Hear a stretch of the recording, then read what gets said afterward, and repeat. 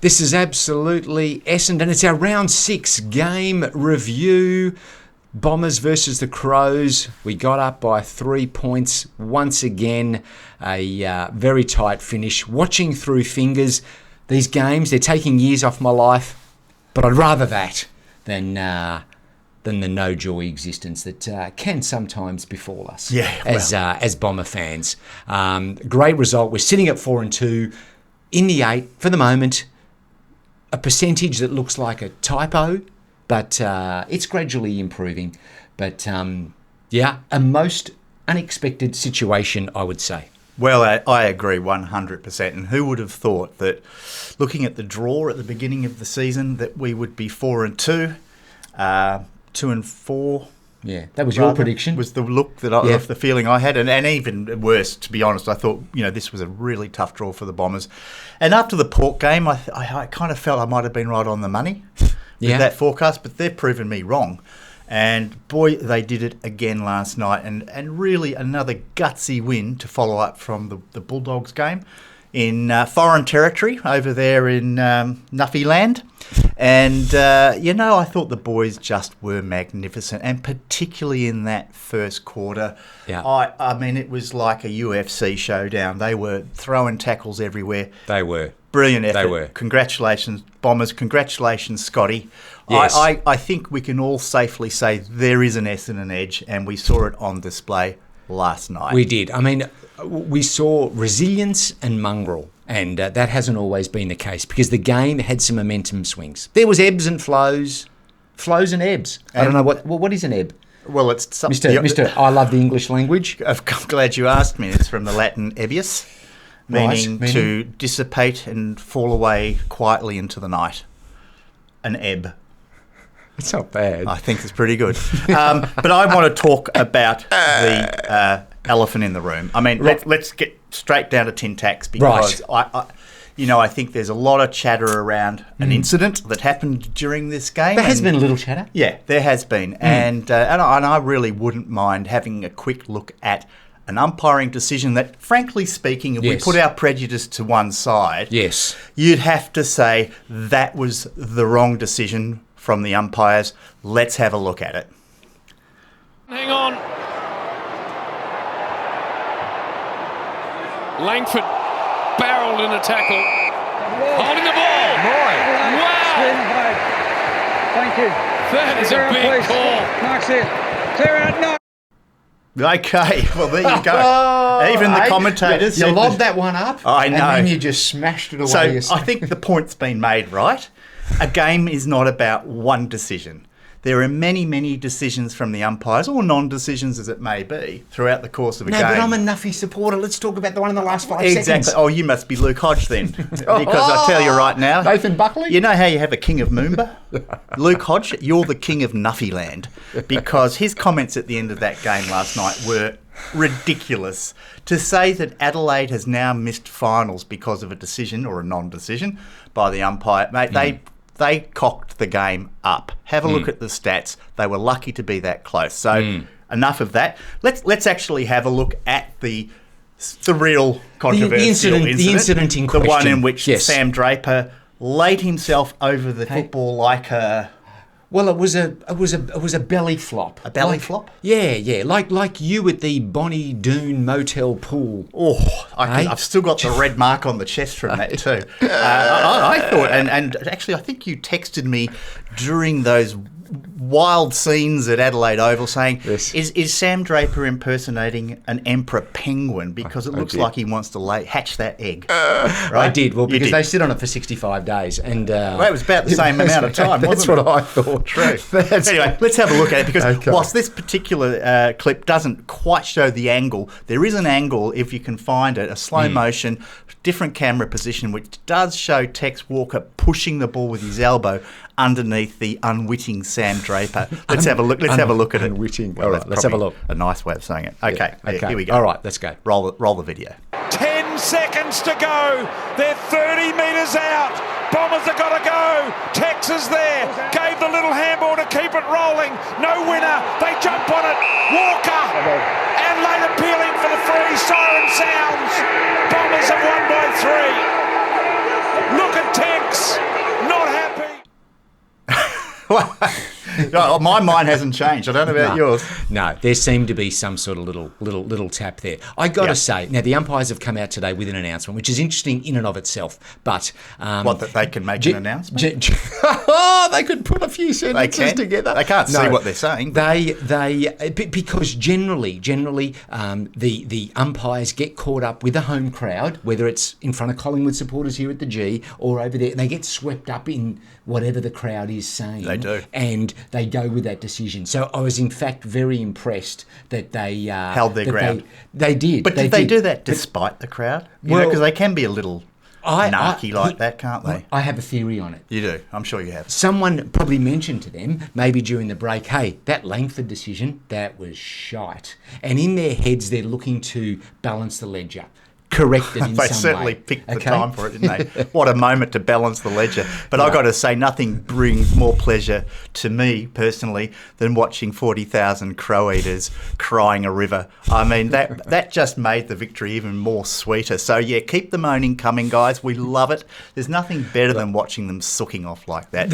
Here's the problem for Crow supporters, and I do feel for you. He may not as much, but I do. But they've had 3 or 4 calls this year that have been crucial. Right. And so they probably feel like, they're getting. I know. Hey, talk to us. Hey, we know what that feels like, Crow supporters. We know. But we have something resembling a brain, so we can feel that pain. I'm not sure about them. Hey, a reptilian. They are a little. Hey? So the difference though last night is that I think the Dons were clearly the better team. Oh, look, so they were. You can't boil it down to that one decision. No, you can't. But, look, the media will have a field day with it because Essendon sells newspapers. Well, whatever people buy these. Sells subscriptions online to the Herald Sun. Yeah. So let's move on because that moment will be the talking point. Unfortunately, what isn't being talked about is Jai Caldwell, Sam Durham. No, that's right. Nick Cox, Benny Hobbs. Yes. That's what I want to talk about today. Take me through it, smoking. Well, first of all, I mean, Sam Durham continues to impress. Between him and Caldwell, both of them, again, just adding that mongrel, 19 tackles between them. Yeah. Now, you're laying 19 tackles there between 2 guys like that, you're in the game. I don't care who you're playing, you're in the game. And that makes a massive difference. Then I thought Hobbs made some great contributions. Even Nick Cox, who after that controversial Langford call, he went and gave Tex Walker a shove. On his backside. I was so worried for him after that. I'm going to get you, Tex. I thought he's going to get broken, just snap like Tex a twig. Sprung back with a snarl on his face. I think Tex felt for him a little bit because he could have killed him. Just a big time. It would have been the first death in AFL. I would have hoped that some of the more senior players in the Bombers team went to Nick at halftime and said, hey, listen, mate, love the attitude. But it's pick your mark, all right? This whole edge thing, it doesn't actually exist. That's right. Just easy done. But Nick was great. And I would say, honestly speaking, that was probably his best game since his breakout in the first season, when he played in his first season with us. He just seems to be more comfortable in his skin, and I think there's a sense of confidence that he can hold his own at this level. He's not trying to do the spectacular, and we'll get to that in regards to Sam Draper in a minute. But Nick Cox is playing a role, and I really think he's a player that we've just got to continue to persist with. Is he the unicorn that some people have made him out to be? Yeah, maybe he isn't, but he's a versatile player. He spent a bit of time on the ball in the ruck. And did okay. But I just feel that, he's starting to come back to the level that we hoped for. Give him a few more seasons, a bit more weight on the shoulders, and I think he'll be a fantastic player for us. But just back to Sam Durham and Sammy Durham. Oh, my God, that boy, where on earth did he come from? He's a revelation. Yeah. And, when things are really clicking in your life, I mean, have you seen his girlfriend? I mean, can we comment on that? Oh, Sammy Drama? Yeah. He's got a girlfriend? Oh, that's he does. Nice. That's sweet. Apparently Pretty little girl next door type, I would imagine. What, you mean hair in plaits? Yeah. Check. I'm just, because he's a sweet young country lad, I'm sure. No, there's no girls next door anymore. Oh, actually, I think we might have a photo of. They're done. They're done. But anyway. Can we just have a quick look? Just very quick, okay, because we're not that kind of show. He made a comment about it in the rooms after the game yesterday to Roaming Brian. Oh, what did he say? He said, "Oh, good on you, Brian. You got me into all sorts of trouble with those comments about me girlfriend." Oh, so he's even acknowledged it. This week they have become Melbourne's new it couple. Right. So I just want to have a look at Sammy's beautiful girlfriend. Do we need to pause? Yeah. Do we need a moment? There you go. Isn't that beautiful? She's lovely. All right. Yes. Good on you, Sam. You just, things are flowing for the kid. Yeah. And couldn't be happier for him. But more great importantly, hands. He has got great hands, and she can confirm that. The contribution that he's making on the field, not off, is incredible. Yeah. It's just made such a difference. But I think the issue now for the Dons is I think we've finally got a balance in that midfield where Zach Merritt, Durham and Caldwell, I think, is the right balance in the midfield. So with a few of these guys coming back over the next few weeks, players like Dylan Shield, Perkins will be back at some point. Sartis came back into the side last night and came on as a sub in the last quarter. The question has to be, what is the right balance? And I think we've found it with Caldwell, Durham and Merritt. And I would be somewhat loath to sort of move either of those young lads out in favour of a Dylan Shield or even an Archie Perkins coming back into the side. So it's an interesting selection dilemma, as they say, in the classics. Hugely loath. I mean, we're going to speak a little about the Anzac Day game that is coming up, and that promises to be a special sneak preview. Quite the for game. Subscribers only, though.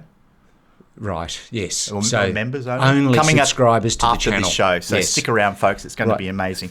Let's talk about Sam Draper for a second. And now, Sammy. Some of our regular viewers would know that we have a Sam Draper statuette that sadly has broken. It has. And he's now stuck up on the wall behind us. His feet are right here, and his torso is over there. Are those kicking shoes? I'm starting to wonder whether the accident to his little statuette, it's like a bit of a, those voodoo dolls. Bad juju for him. And Sammy is having an absolute mare, as they say. He has had a very, very average 2024 thus far. Your thoughts? Well, last night it didn't really help. I mean, I think he gave away that 50 at one point. I think did that result in a goal? And he marked the ball 17 metres out, but then struggled to kick the goal. Doesn't help. Struggled to even hit the scoring zone, didn't he? I mean, it went way off to the left. It did. I don't know what he was trying to do there. Yeah. But maybe it's those Moreton Bay fig trees that sit in the background. They would throw you off. Those are the heritage listed ones they were going on about. Because it'd be a bit freaky because you expect a grandstand, and yet you've just got a couple of trees. Those trees are about the only intelligent things in Adelaide. But now, Sam Draper, look, I have to say, if we weren't playing the Pies in an Anzac Day clash coming up next week, I'd be tempted to drop him. But I think for a big game like that, I think Sammy, putting his form to one side, is still a bit of a lightning rod for the team. He brings the energy, which you often say, although you are not necessarily a fan of his craft. No, I am not. Yeah. I am not. Perhaps you're being proven correct, eh? Well, who knows? Perhaps in the fullness of time. But we've got Goldstein there, and what I'm loving is the Goldstein-Martin combo. Don't know if you've noticed. Anytime Goldstein marks it, gets a free kick,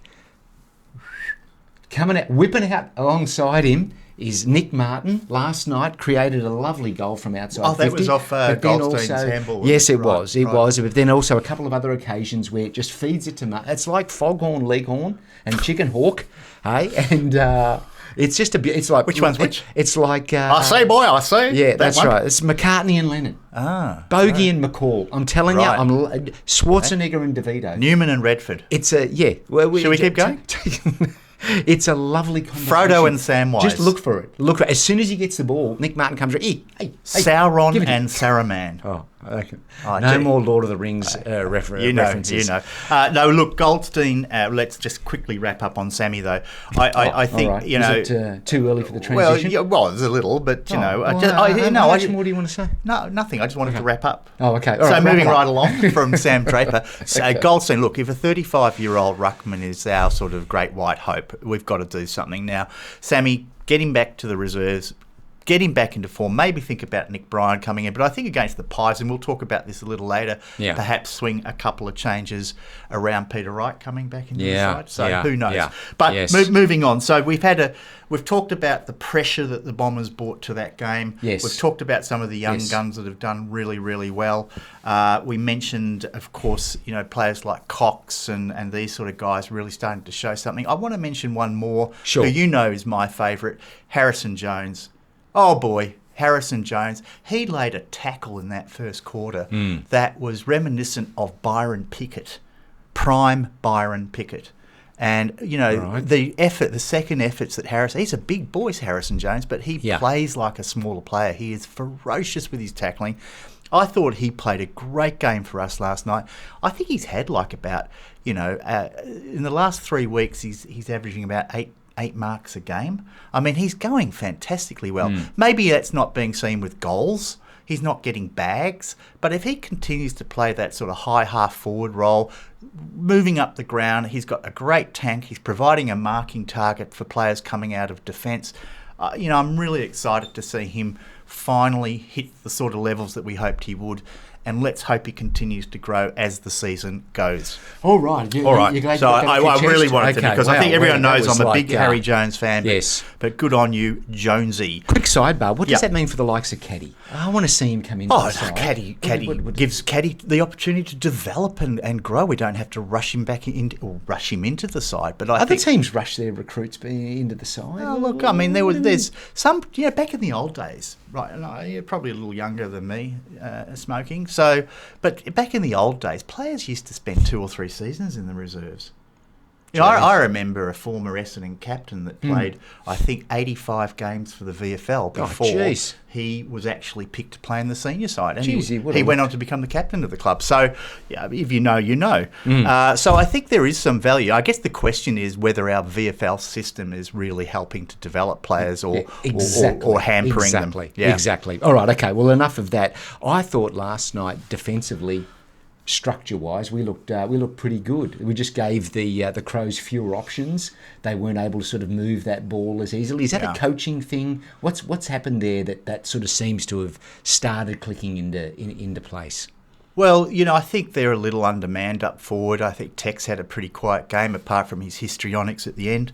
I don't think there. No, he did all right. I think. Did he kick? How many goals did Tex kick? No, he didn't kick. He got that big one from out of the centre. Yeah, he did. On the run when the goal square was open. But he fed a few as well. But I don't think they had any control over us at any point in time in that. They were persistent for sure. Give them credit where it's due. Oh, they were up 19 points in that third quarter. We'll give them that. And they did very well to come back from where we had them at some parts of that game. I think we were also about 20 points up at one stage. So good work by the Crows to get back into the game, and they really provided a decent tussle. But, defensively, so much better. I mean, when you think about that Sydney game only, 3 or 4 weeks ago? Yeah. And the ease at which the Sydney players were able to kind of traverse from one end of the ground, that's starting to become a thing of yesteryear. Yeah. So the setup in the midfield, keeping players back a little, not pushing up too forward, that seems to be doing the job. And I thought Ben Mackay did a really good job as well last night. Not taking lots and lots of intercept marks, but just doing enough to keep the ball on the ground for the smaller players like McGrath, Redman, Heppel to sort of run the ball out of defence. So all in all, I think they're going really well. And of course, our defence has got, the cavalry are coming. If you think of Reid potentially coming back into that side at How far away is Ridley? He's still probably Ridley's probably still 3 or 4 weeks away. But Ridley, Reid, Kane Baldwin, even there's a bit there to help sort of prop up the defence. But so far they seem to be doing very well. So the Crows kicked 11 goals 9. We kicked 10 goals 18. So for the first time probably this year, we were quite inaccurate. Yeah. But I don't think it was from set shots. It was. Not really. Was it? I mean, there was a lot of sort of Drapers, snaps and things. Yeah, there was. I mean, you could argue there was one with Darcy Parish running in. Maybe should have got it. Hind, but that was a bit tougher. A couple of Langford shots where in the past from the boundary line he's been able to score those. But then he also kicked a couple of goals that honestly under pressure squeezed the most out of made the most out of the opportunity. Sure. So there was a little bit. There was a bit inaccurate, but still way more scory shots. I mean, I think we had a ton more inside 50s. Oh, we did. I think from that point of view, dominated the Statistically, game. we were the better side. Yeah, but I that's think not so. to take anything away from the umpires. They thought they did really well as well. So Now, last week, we didn't know about we're talking goal celebrations. Now, the Dersma one, we had no idea. And could you believe how everyone knew except us? Yeah, well, this is because we're of a slightly more mature generation. Well, mate, I'm Generation X. Well, no, we're in the house owning generation as opposed to the house renting generation. So, so what? That's John Cena. Not sure. I'm not sure who. Is he a UFC fighter or something? Well, he's an actor now, but he was. But yes, he was a UFC fighter, and I think that's where it started. You can't see me. You can't see. That's what it means, right? Yes. So why would he go ding? Da, da, da, da, da. Oh, it could be the double celebration. Yeah. So that, one and then I think it's All right, fair enough. And when Nick Martin kicked his big goal last night, what did he do? Well, he did a bit of a. They didn't linger on it long enough, but it's like he was rubbing his nipples. I think he was hard. He had hard nipples. Are your nipples hard, Bowie? But that's what it seemed. He was sort of doing a bit of this one. I don't know if anyone knows. Someone will know. I mean, what do I say? Jeez, I tell you what, it works.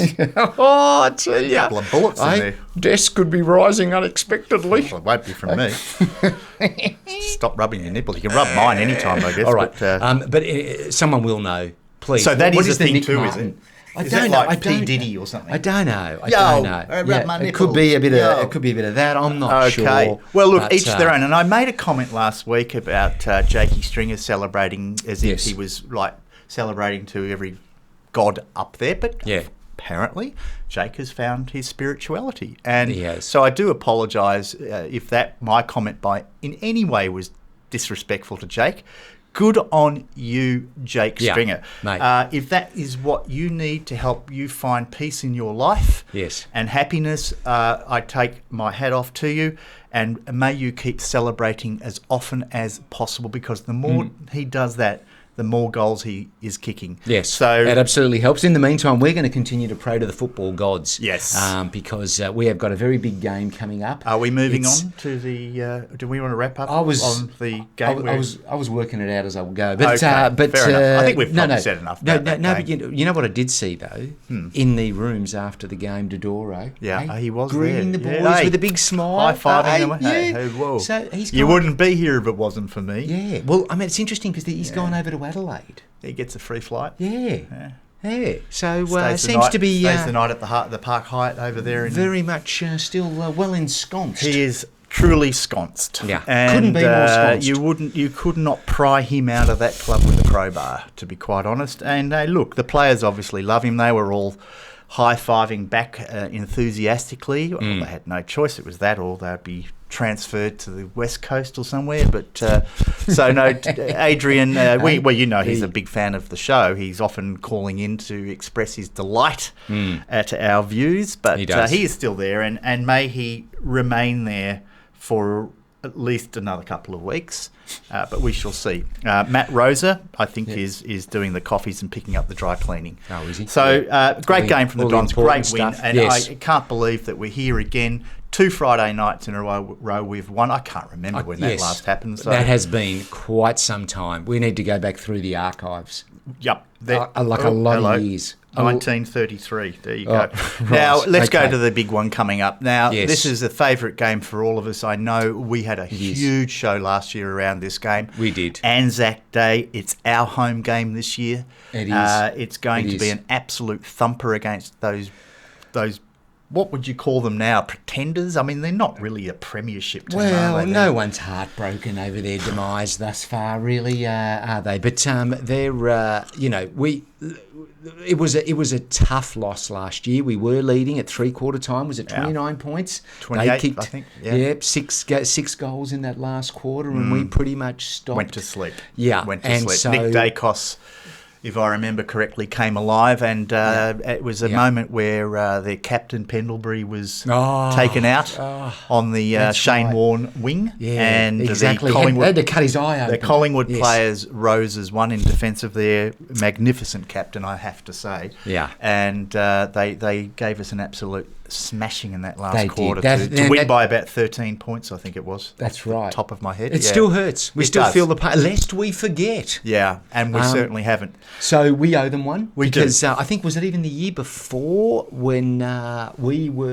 there was a transition sort of from one end of the ground to the other where we weren't properly... Anyway, gave the game away as well, I think. So, look, I think the Bombers have been a little bit of the whipping boy in these Anzac Day Oh, it hasn't meetings. been a great team. I mean, we may have won once or twice, but Couple it of hasn't times, been pretty. You know, It I think really we hasn't. won in the COVID year in front of nobody. Yeah. So, look, I think it's time for this edge to really now make its statement. It's all well and good to do it against a sort of a pub league competition like the Adelaide Crows, but when it comes to 100,000 people at the MCG on Anzac Day, that's where we want to see the edge really come to the fore. And Collingwood, you know, look, I can't say that we know the outcome of the game against the Port Adelaide, but we are looking at the score as we record this. Yes, and they were in a little bit of trouble early in the game. So. And it's still not looking great. It would seem unlikely at this point. So you're watching this in the future, yes, and so you will know the result. But That's as right. we record this, Collingwood are getting a little bit of a thumping from Port Adelaide. So if they do lose the game, of course they'll be coming out, ready to fire up against us, and there's never a bigger stage to do it on than Anzac Day. So that's right. So I'm looking forward to it. I'm interested to see what changes Scotty would be considering. I think we got through the game against the Crows injury free. So, you know, we may have Dylan Shield available. Peter Wright. And of course, the big one is Peter Wright. Now, I think we've sort of talked about Peter Wright. Where does he come into the side? Does he come in? Does he play the role as a sort of key forward? Or could he perhaps share the rucking load, perhaps giving Draper a little bit of time off? Yeah. I think these are some of the questions that the coaching staff will be looking at over the next couple of days. But generally speaking, I mean, if Peter Wright's available, you've got to play him, right? Yes, I would have thought so. As much as you're a bit concerned, is he going to be firing from the get go because you need to be on Anzac Day. Don't want them getting the jump on us, but I would have thought you need to. He's a beautiful kick. Yeah, loves it at the G. Well, it's really about how do you get him and Jones to work together. I wouldn't want to see Jones's game impacted, but I think they can occupy that forward line together without any real problems. They're different types of players. You know, Jonesy's a more mobile player getting up and down the field. Peter can sort of take ownership of that sort of forward 25 metres and really own that forward line as a sort of more a marking target, whereas Jones is a bit more of a free-flowing running type forward. So I think they can be in that space together, but it will be interesting to see who comes out, because obviously if Peter Wright comes in, someone has to come out. And I'm not quite sure who that would be. What do you think? I don't know. Well, I mean, you got the likes of ADJ, who's been playing, but he laid a very important tackle in that last quarter from getting memory, better, applying some pressure, not letting the moment overcome him. So I don't know. Menzies still out. Menzies out. Not sure. I don't, unless he has a spectacular game. Although I think he is injured, isn't he? He did injure himself. Oh, really? So I don't even think he's playing in the VFL team. Yeah. But I think Owen Davey deserves another go. I don't think he did anything wrong. Yeah. He applies a lot of pressure. Probably needs to lay a couple more of those tackles. He was doing a bit of a Darcy Parish pocket pat down a couple of times. Right, yes. But, you know, so it is a bit of a tough one to think who would come out of that side. And honestly, for me, the only real target for that would be Draper. Honestly, I don't think anyone else deserves to come out of that side. So, but would they do that? I don't think they will. That's such a big occasion. So we'll see what I don't think so. We'll see what but the happens. beautiful thing is that just having, Corwell Durham doing so well gives you that option where Merritt sneaks forward, maybe grabs a goal or two, makes all the difference. It did last night. He did, and that was a fantastic goal, running off the pack there. Yeah, read it beautifully. Reading the ball and banging it through. So, Anzac Day, I'm looking forward to the game, as I'm sure we all are. Yes. And as I said, let's see if the Bombers can bring it again, but it's going to be tough against a somewhat wounded Pies. I'm sure they will be coming out all guns firing. Yeah, they always lift for that day. It's a very emotional game. It's some say it's grand final like atmosphere. Certainly gets the crowd. So So definitely something to look forward to. we will be doing a wrap-up show. Normally we wouldn't be will. doing it, but we will be doing a match review on the Friday immediately after the game on Thursday. We will. We might have a special guest. And I thought you might want to say something about we that. might have a special guest. Have you got guest. something there you can actually show? I have. Well, it will be. This is a footy record from 1994, I think. Can you? Is it 94 or 93? No, 94 because it's the 93 team. Okay. But maybe let's insert a close-up shot. Stop shaking it around so much. It's like you got Tourette's or something. One of those guys will be joining us. Can you see? I mean, you might have to go the Zoom, the pinch Zoom, or whatever. We'll just insert a photo, can you? The editing guy, insert a photo at this point. Well, I'll see what I can do. But it's someone on that picture, and no, it's not the boot studder in the background. No, will be joining us for the review. We're a little bit excited. We are very hopefully excited. That all comes off, but I'm pretty sure that it will. So it'll be great to get that a rare occasion where I will be entirely speechless. Oh, surrounded by greatness. Let's see. We shall. Yes. Okay. All right. Without further ado, we will see you on Friday. And again, thank you all for the amazing comments once again last week. Again, tell us what we've missed. Do we want to mention where we met? By the way, someone asked the question in the comments about, where did you guys meet? And I didn't know whether you wanted to talk about the Turkish baths.